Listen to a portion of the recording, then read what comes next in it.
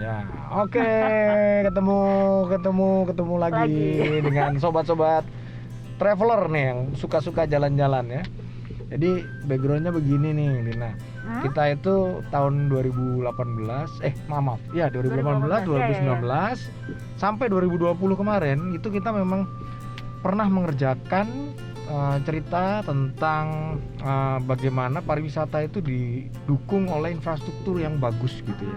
Nah, kebetulan kita beruntung banget kerjasama sama Kementerian Pekerjaan Umum dan Perumahan Rakyat. Nah, disitulah kesempatan kita pengen lihat sih infrastruktur apa yang ada di Indonesia ini dibangun sama Kementerian PU.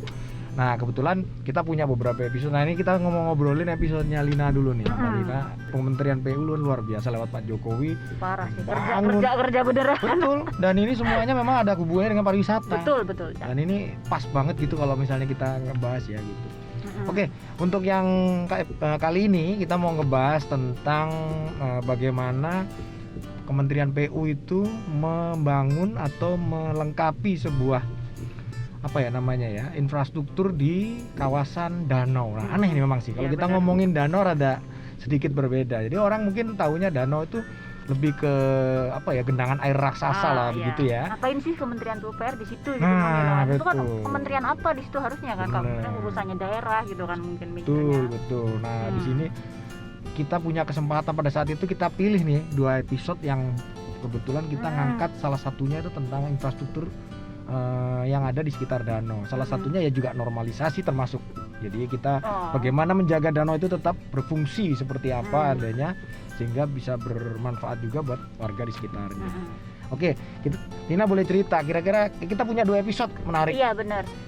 Aku sempet ini berarti Cak kan kalau sama Cak Kris waktu itu kan di Gorontalo, Danau Limboto. Yang satunya itu danau yang paling besar di sini ya, Danau Toba.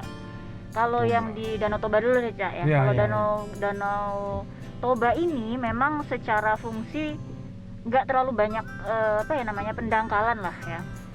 Waktu itu sih aku melihatnya PUPR itu bikinnya itu adalah lebih ke akses ke sananya. Jadi jalan itu kan dia di Pulau Samosir. Nah, kalau misalnya teman-teman lihat nih di Google, kalau Pulau Samosir itu sebenarnya terpisah dari Pulau Sumateranya kan. Ada jaraknya. Jadi ada dia bikin salah satunya adalah jembatan yang menghubungkan Pulau Samosir itu dengan Pulau Sumatera. Jadi itu jarak tempuhnya lebih dekat dan kalau dilihat dari planning PUPR, wah gila, kawasan di sana ini akan jadi kawasan salah satu destinasi wisata yang mewah banget Cak. Karena kan kalau sekarang kemarin aku sempet ke tempat Gardu Pandang namanya Tele.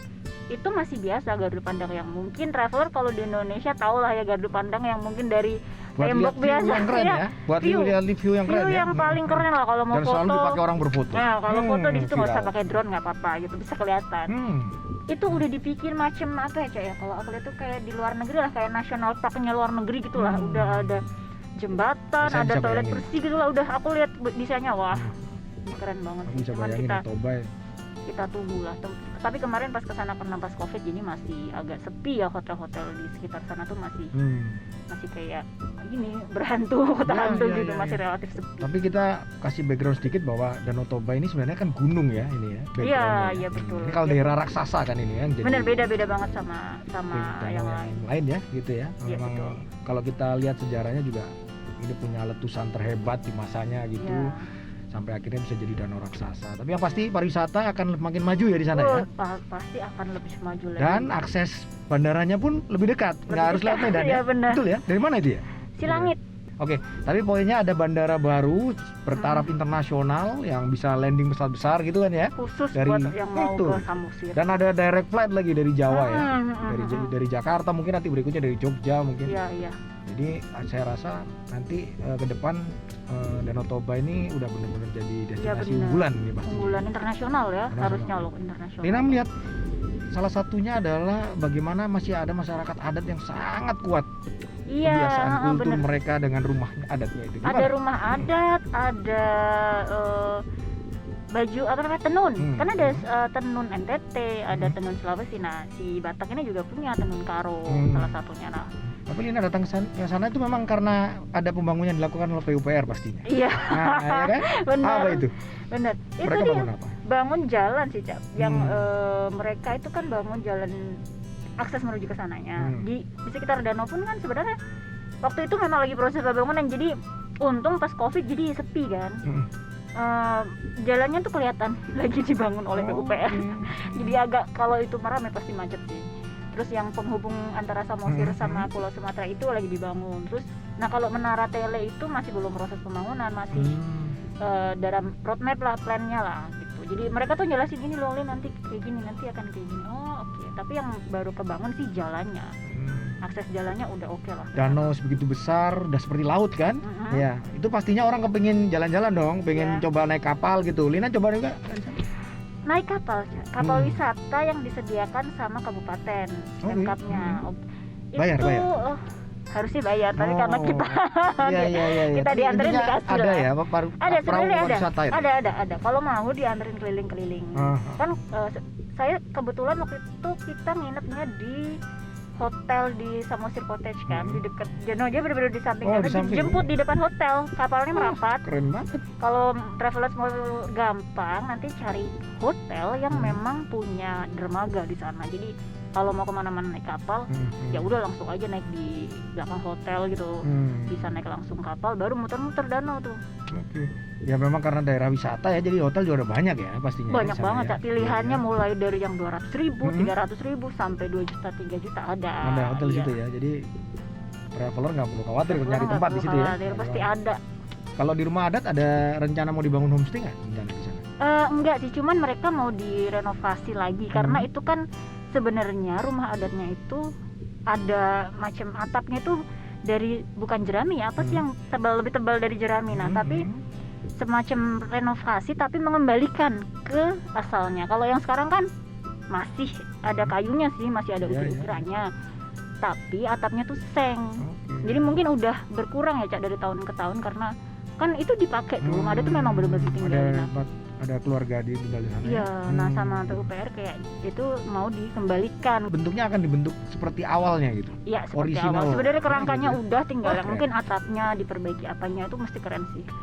Sama di situ ada toko souvenir yang akan kayaknya lebih diperbagus lagi gitu sama PUPR di situ. Gila, PUPR bangun semua di situ. Pokoknya semuanya itu mau dibikin internasional, Cak, tarafnya. Nggak cuma buat kita yang bisa. Yang penting dia bisa banggain Indonesia nih ya. Kalau kita lihat di luar negeri pun danau itu bisa dijadikan komoditas wisata kok ya. Lagi yang danau yang ada di gunung loh.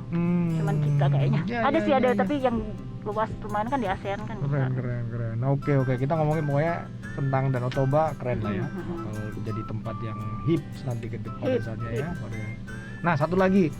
Kamu coba cerita, kamu pernah kemana lagi selain Danau Toba itu kita Cak di Gorontalo waktu itu kan. Oh iya benar ya. Ada satu danau di situ namanya Danau Limboto. Benar. Cuma memang nggak seluas Danau Toba dan namanya mungkin teman-teman juga jarang dengar ya, karena kita waktu itu kebetulan ke Gorontalo jadi kita tahu ada danau di situ kan. Nah, menyedihkannya itu Danau Limboto ini memang kurang, nggak seterkenal danau-danau lain.